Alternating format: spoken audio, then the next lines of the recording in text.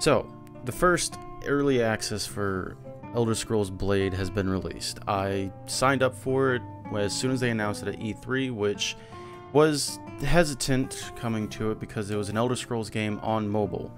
But to my surprise, it was actually pretty good. This is a video of my first initial impression of playing Elder Scrolls Blades from start to where I'm at currently. At first, when you boot into the game, you're met with the classic Elder Scrolls experience. You're some guy on the middle of a path, walking towards who knows what. You have no idea who you are, what your race is, or why you're there. But digging into some things, I found out that I'm a mercenary.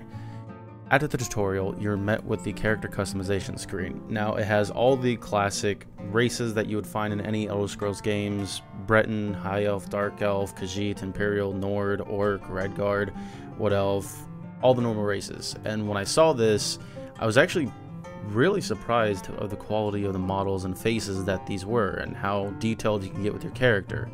I randomized it and went with a Argonian for default. Afterwards, you're given a little bit of the story as to who you are, why you're there.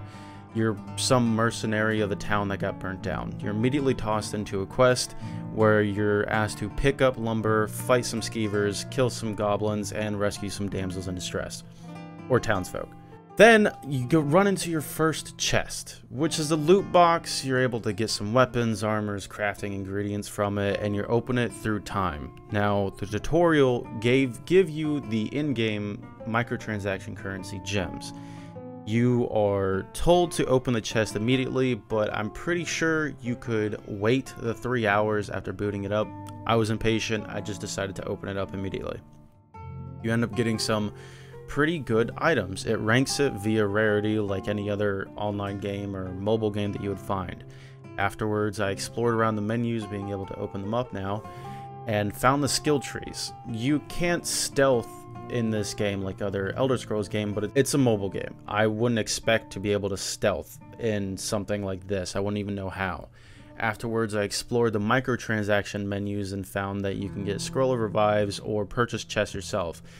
And then you get to see the price of the gems themselves. Now, honestly, I don't hate microtransaction in some games as long as you're able to do most of the game or get some of the items that you can buy with your money by just playing the game. And off of the initial impression so far, that's the case. You don't have to spend money on this mobile game in order to enjoy it or play it. After that, you're thrown back into the town and asked to save the blacksmith. You go on the quest, you come back, the blacksmith is there, and he asks you to rebuild his station. Now, of course, this game does feel like an Elder Scrolls game, as in you can see some NPCs still have their little quirks of walking to your path when you're talking into an NPC and just not giving a single fuck. I actually really like that. They put the pathing in. I think it's perfect. The little touches of scuffness. I started to explore the menus because I signed up for early access through E3, which I didn't pay a dime, by the way. I was greeted with a package of a Watcher's Helm and a Watcher's Blade. Now, these weapons and armors were pretty good, but in my current state of character, they're not great. They're just a good start. You don't have to have them, which there is a microtransaction package of being able to buy those items, but they're not necessary. Then I was able to get more comfortable with the way that you control your character, the way you move, the combat, and how the game works. And I honestly like it. I was surprised with how well it controlled. And then, of course, it took a little bit and took a second to get the hang of it, and finding out that with some enemies like wolves and skeevers, you have to time your attacks with when they start to lunge at you.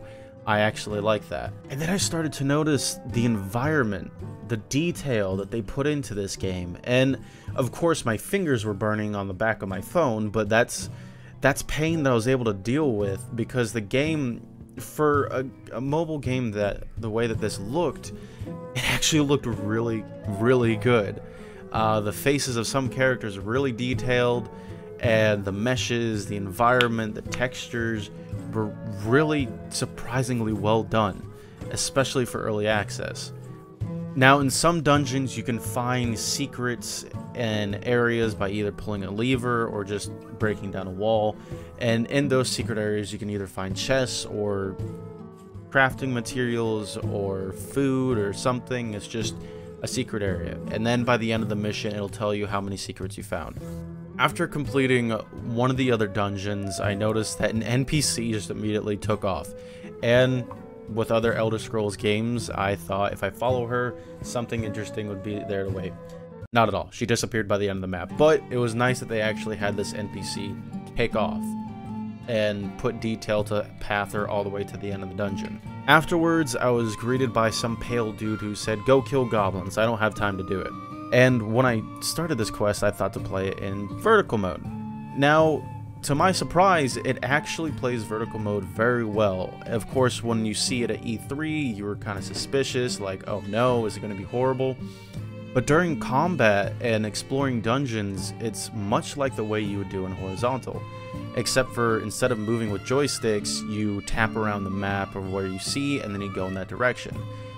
And in combat, you control it much like you do in horizontal. You have your shield button, you have your spells, and you have your sword. Like, there's no complaints. I have nothing bad to say. Of course, you being the player, you can change your camera sensitivity with how quickly you want to be able to turn. I prefer to medium range, and because I do have a Galaxy S9, I had a lot more screen to work with. And then once I saw the menus of getting your rewards, leveling up, seeing the different items in your inventory, the vertical version is actually really playable.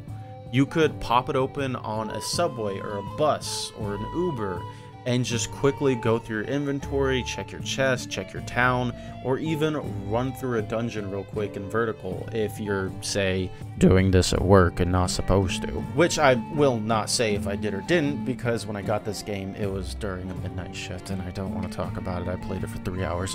When I went back to the town, I started to understand what was going on. The town was burnt down by a queen of some sort, a blood queen.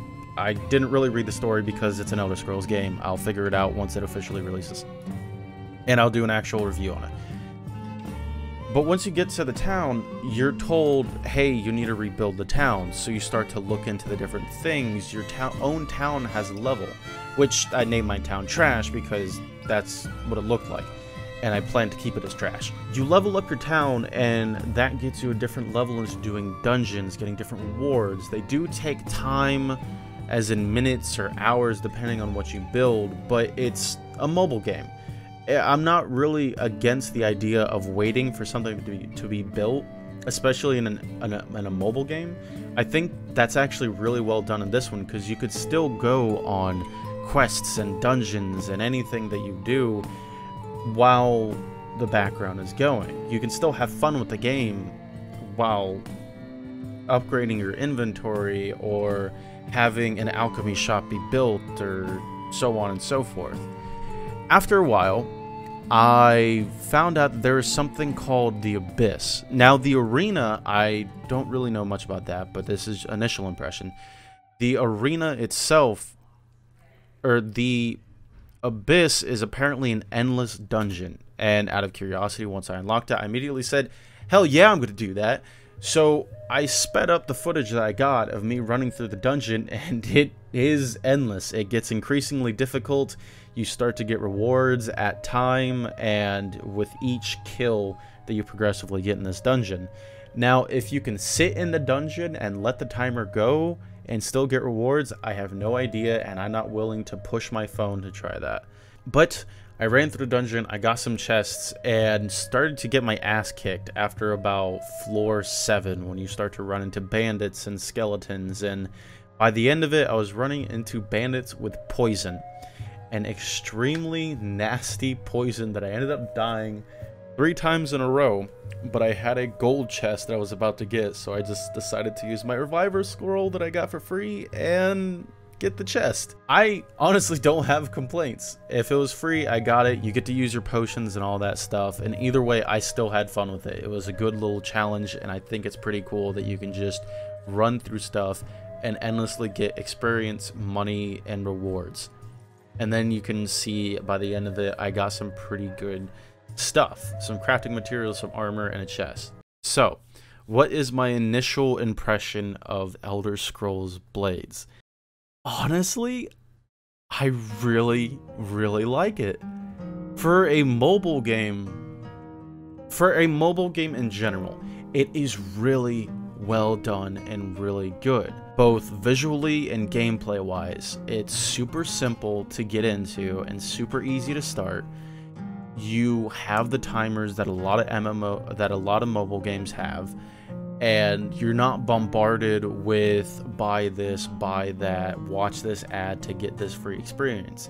And I hope that they don't do anything like that. I hope they just make it to where microtransactions are in the back of your mind. Every once in a while, they'll push a deal saying, hey, this Daedric artifact is being sold. But I hope they make it to where every item that you can buy with the microtransaction money can still be obtained in-game. That would be the sign that this is a perfect mobile game. Now, as far as an Elder Scrolls game, it's still really good. It has the customization that you would expect. It has the play style you would expect. It actually follows the gameplay style that Skyrim much was like, the visuals and everything, which is good.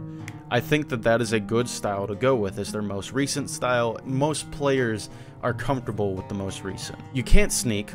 I have no problem with that. You wouldn't be able to really sneak or be able to quickly move around as much anyways, and this is a dungeon running Elder Scrolls instead of a open world Elder Scrolls. No complaints there. I wouldn't expect an open world Elder Scrolls on mobile at all. I wouldn't even really want it, because I would rather want Elder Scrolls 6 instead of an open world Elder Scrolls. Either way, after playing it, I had fun. I enjoyed it. I thought it was great, and I thought it was perfect, and I'm willing to play it endlessly if I'm connected to a wall. That leads me into the issues. Issues that I had was performance wasn't that great. Throughout this video, you can probably see that it stuttered and skipped on certain parts. That, I think, is like the area loading in, or meshes or textures loading in, and it kind of like taking a toll on your CPU, but it comes back and you're still able to play it. Will it run at 60 frames per second? No, and I don't think it will.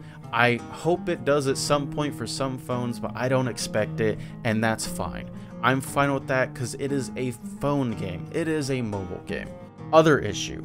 This kind of eats your battery. And when I say kind of, I mean I'm not sure, because I have a Galaxy S9 Plus. This has a pretty damn good battery. It has a pretty damn good specs, GPU, and CPU.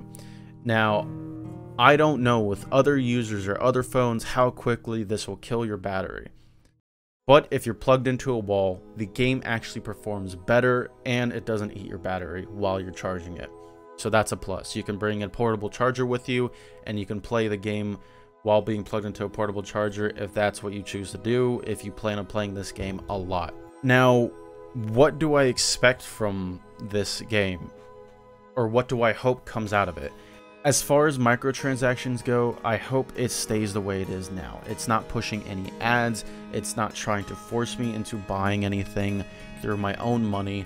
It's more telling me I can choose to buy this or continue. I can choose to res for a certain amount of currency, or I can continue with what I have so far. I think that that's the best way to do it. A lot of mobile games that are good do that, but some mobile games end up pushing ads because they think that they don't make enough revenue. This is Bethesda.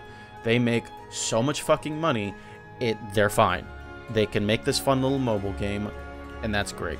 I would like to see that they have graphics options for players that have lower spec phones but still want to play the game. I know this may be sacrilege to say. I kind of want to see a desktop version of this through the Bethesda launcher. Now, hold on. Before you think or dislike or say anything about that, I think that that would be pretty nifty, because they did that with Fallout Shelter. People loved Fallout Shelter, and when it came to PC through the Bethesda launcher, people still played it. If it was on the Bethesda launcher through it, I think it would be fun to play on your laptop, play on your tablet, or anything anywhere on the go. So that way you don't kill your battery. You end up killing your laptop battery instead, to where you don't have to be stranded in the middle of nowhere trying to call 911 when you just realize that you ran through a goblin dungeon and now your battery's at 2%. I would recommend this to anybody once it becomes available. If you like this video, please subscribe, leave a like. If you liked it, leave a dislike. If you don't like it, leave a comment down below telling me what you want to see out of this mobile game, whether the good or bads, and let me know if you would like to see any more detailed into anything, whether you want to see a fully spec'd out character or a fully spec'd out tree, anything like that. Of course, I don't upload to YouTube that often, but I plan to do it in the future. I do stream though on a website called dlive.tv. It is a streaming platform that runs off of a blockchain, which the viewer themselves can get paid for watching their favorite streamer. My link to my DLive will be down below, and my link to my Discord will be down below as well. Go ahead and share this video with your friends if you appreciated it, or even at Bethesda on Twitter to let them know, hey, this dude actually made a pretty good review. I'd appreciate it. Have a good one, guys.